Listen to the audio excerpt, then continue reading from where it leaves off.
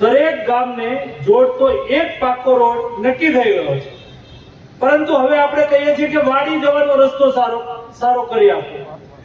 જે રસ્તો અત્યારે પ્લાનમાં નથી એને પણ કરી આપો. એક પછી એક સ્ટેપ આપણે આગળ વધી રહ્યા છીએ. આપણી સુવિધાઓ સુખાકારી એ વધારે ઊભી થઈ રહી છે. એવી સ્થિતિની અંદર મેં પણ નક્કી કર્યું હતું કે ભાઈ ગ્રાન્ટ હવે કેમ આપીશું, તો દર વર્ષે નક્કી કર્યું કે ભાઈ આ વર્ષની ગ્રાન્ટ તો મારી લોકસભા ક્ષેત્રની અંદર 23 નાની મોટી નગરપાલિકાઓ આવી છે.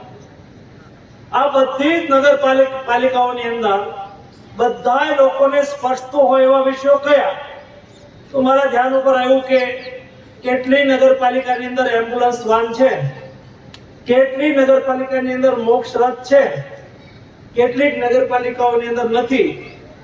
તો મેં કહ્યું કે ભાઈ જે નગરપાલિકાની અંદર મોક્ષ રથ અને એમ્બ્યુલન્સ એ બંને જીવન સામાન્ય લોકોને જેની જરૂર પડે છે એવી વ્યવસ્થા જે આપણે ઊભી કરવી જોઈએ. જેના ભાગરૂપે આપણા ગામમાં પણ, બાટવામાં પણ, નગરમાં પણ એમ્બ્યુલન્સની વ્યવસ્થા ઊભી થાય. મોક્ષ રથની વ્યવસ્થા હશે તો બીજી વ્યવસ્થા ઊભી થાય. એવી રીતે દરેક નગરપાલિકાની અંદર આ વખતે આપણે મળવાપાત્ર 5 કરોડની ગ્રાન્ટ ફાળવવાનો પ્રયાસ કર્યો છે.